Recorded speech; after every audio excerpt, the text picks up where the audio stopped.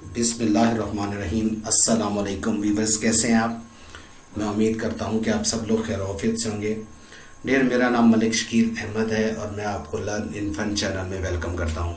Dare, आज की sheet बनाने का जो मकसद है वो ये है कि आपको रिज़ल्ट शीट की तैयारी सिखाना कि हम एग्ज़ामिनेशन में जब स्टूडेंट्स को रिज़ल्ट शीट प्रोवाइड करते हैं तो वो हम माइक्रोसॉफ्ट एक्सेल में किस तरह से तैयार करते हैं।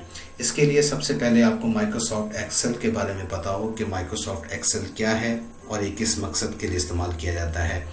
देखिए, माइक्रोसॉफ्ट एक्सेल जो है ये माइक्रोसॉफ्ट ऑफिस का एक हिस्सा है। जब माइक्रोसॉफ्ट कॉरपोरेशन ने ऑफिस को तैयार किया था तो उसमें एक्सेल को भी शामिल कर दिया था। अब माइक्रोसॉफ्ट एक्सेल जो है ये एक ऐसा प्रोग्राम है जिसके अंदर आप किसी भी तरह की कैलकुलेशन परफॉर्म करते हैं।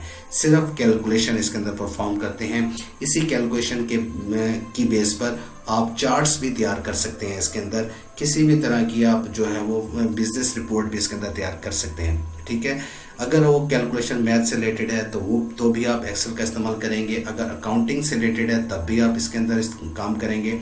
तो इसकी डेफिनेशन मैंने यहाँ पर राइट किया है। उम्मीद है कि आपको इस डेफिनेशन से मज़ीद कंसेप्ट आपको क्लियर हो जाएगा। Excel is use widely in any financial related activity. Financial related activity किसी भी तरह की होगी, आप एक्सेल को इस्तेमाल करके उसे बड़ी एफिशिएंट तरीके से परफॉर्म कर सकते हैं। The ability to create a new spreadsheets, इसके अंदर आप न्यू स्प्रेडशीट्स को भी तैयार कर सकते हैं। स्प्रेडशीट्स क्या होती हैं? वो शीट्स होती हैं जिसके अंदर आप अपनी कैलकुलेशन को परफॉर्म करते हैं। Where user can define custom formulas to calculate anything, जहाँ पर यूज़र फार्मूलाज को कस्टम करके यानी कि उसके अंदर कुछ तब्दीली करके कुछ चेंजेस करके जो है वो किसी भी तरह की कैलकुलेशन कर सकता है। किन फार्मूलाज को हम कस्टमाइज़ करेंगे? वो फार्मूलाज जो एक्सेल के अंदर ऑलरेडी बिल्ट इन है, जो पहले से रेडीमेड तरीके से अंदर स्टोर किए गए हैं, उन फार्मूलाज के अंदर हम तब्दीली करके अपनी मर्ज़ी की कैलकुलेशन परफॉर्म कर सकते हैं। इसके लिए मैंने एक सैम्पल यहाँ पर रखा हुआ है ताकि आप लोगों को मज़ीद क्लियर हो जाए कि एक्सेल में किस तरह की शीट्स तैयार होती हैं। ये एक सैम्पल है शीट का।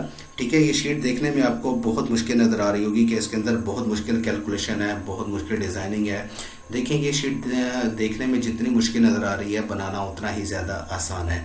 डिपेंड करता है आपकी एक्सपर्टीज़ के ऊपर कि आपको माइक्रोसॉफ्ट एक्सेल पर कितनी कमांड हासिल है, उसके फार्मूलाज को आप कितने ज़बरदस्त तरीके से कस्टमाइज़ कर सकते हैं, उसकी जो फॉर्मेटिंग है वो किस तरह से आप कर सकते हैं। ये डिपेंड करता है आपकी स्किल्स के ऊपर। अगर आपकी अच्छी कमांड एक्सेल के ऊपर है तो आप इस तरह की कई शीट्स जो है वो तैयार कर सकते हैं।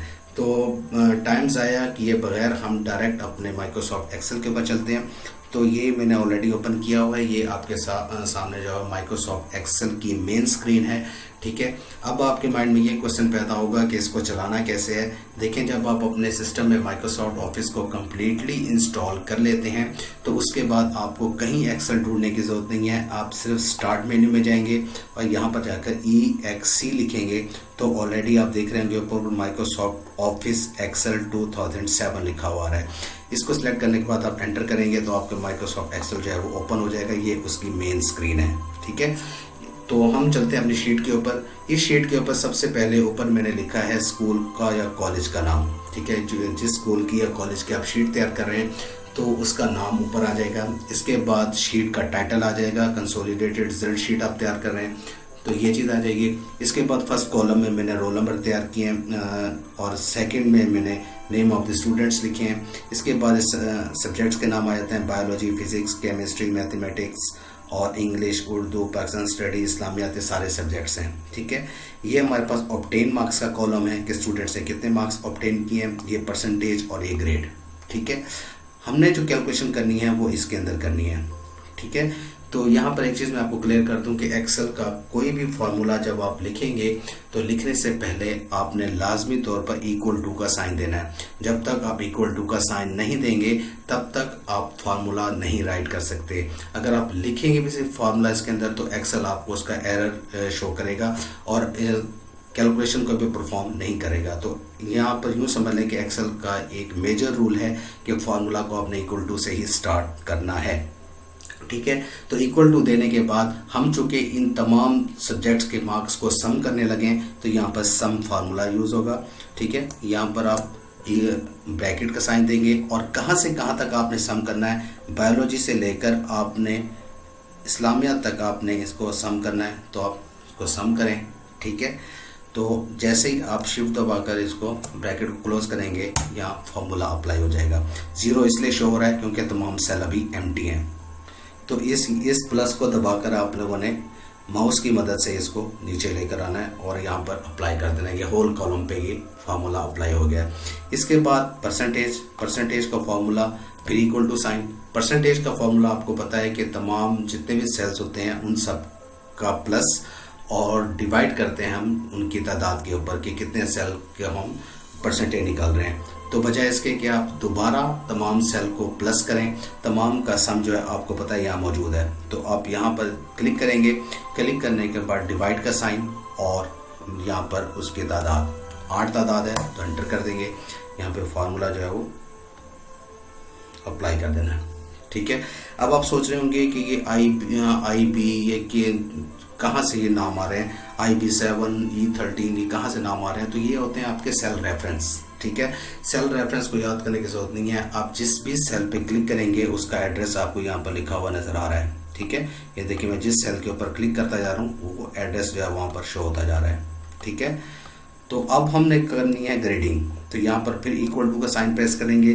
ग्रेड लगाने के लिए हम इफ फंक्शन इस्तेमाल करते हैं। यहाँ पर ब्रैकेट देंगे और फंक्शन आप जो ग्रेडिंग है ये आपने किस तरह से शुरू करनी है।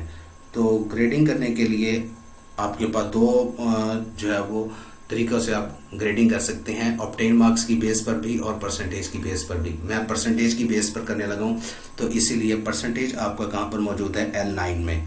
तो L9 यहाँ पर आप देंगे, ग्रेटर देन इक्वल टू, अगर 90 मार्क्स आते हैं यहाँ पर, अगर स्टूडेंट के मार्क्स जो है वो 90 से ग्रेटर होते हैं तब कंप्यूटर प्रिंट करे वहाँ पर A+ ग्रेड।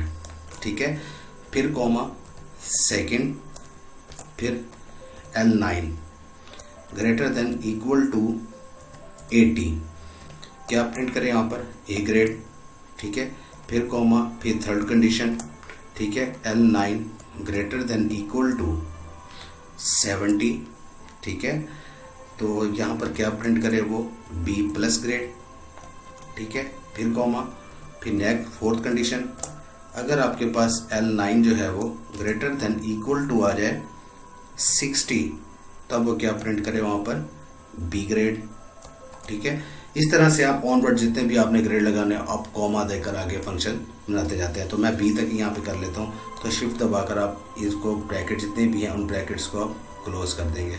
ठीक है, तो एंटर करेंगे। ये आपका जो है वो फॉल्स इसलिए शो कर रहा है कि यहाँ पर तमाम सेल जो है वो एम्प्टी हैं। ठीक है, सॉरी, फॉल्स इसलिए शो कर रहा है यहाँ पर कि यहाँ पर आपने सेकंड कंडीशन भी नहीं दी ना कि अगर 60 से लेस हो तो वो क्या प्रिंट करे, तो यहाँ पर F प्रिंट कर दे। ठीक है, एंटर करेंगे तो यहाँ पर F आ गया। देखिए ऑलरेडी F आ गया। ठीक है, अब चेक करते हैं कि ग्रेडिंग कर रहा है नहीं कर रहा है, कैलकुलेशन शीट पर ठीक हो रही है नहीं हो रही। उसके लिए हम देख लेते हैं। यहाँ पर मैं से सैम्पल जो है वो मार्क्स एंटर कर रहा हूँ। ठीक है, 54, 35। ठीक है, ये चीज़ आ गई। अब यहाँ पर मैं मार्क्स देता जा रहा हूँ। ठीक है, आप कैलकुलेशन पर फोकस कीजिएगा कि कैलकुलेशन किस तरह से हो रही है। ये यहाँ पर मैंने फार्मूला अप्लाई नहीं किया था तो ये मैं अप्लाई कर देता हूँ इसके ऊपर। ये देखें फार्मूला यहाँ पर ग्रेड चेंज हो गया है। ठीक है, यहाँ पर फिर आप यहाँ पर मार्क्स देते जाएं। सॉरी, 80, 90, 70, 80, 90 और ये 60। देखें ग्रेड भी ऑटोमेटिक जो है वो वहाँ पर B+ हो गया। तो मैं उम्मीद करता हूँ कि आप लोगों को ये शीट जो है वो समझ आ गई होगी। ठीक है, अगर नहीं समझ आई तो एक बार फिर इसको आप जब दोबारा देखेंगे तो आपको ये शीट समझ आ जाएगी। इसके बावजूद भी अगर कोई प्रॉब्लम होता है तो आप मेरे व्हाट्सएप नंबर पर मुझे बताएंगे, तो मैं जो है उसका आंसर जो है वो आपको ज़रूर समझाऊंगा कि वो किस तरह से कैलकुलेशन हो रही है और कहाँ पर आप मिस्टेक कर रहे हैं। ठीक है, तो एंड में आप लोगों से मैं एक रिक्वेस्ट करूंगा कि मेरे चैनल को अगर आपने अभी तक सब्सक्राइब नहीं किया तो काइंडली इसको सब्सक्राइब कर लें। सब्सक्राइब करना लाजमी इसलिए होता है कि मैं जो भी वीडियो अपलोड करूंगा अपने चैनल के ऊपर उसका नोटिफिकेशन आप लोगों को टाइमली मिल जाया करेगा और उस वीडियो को आप देखकर उसकी प्रैक्टिस कर सकेंगे टाइमली और उससे फ़ायदा उठा सकेंगे।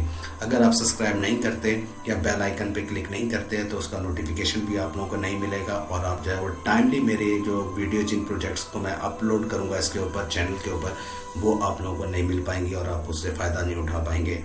तो दुआओं में मुझे याद रखिएगा। अल्लाह ताला आपका, मेरा और हम सब का हामी और नासिर हो। अल्लाह।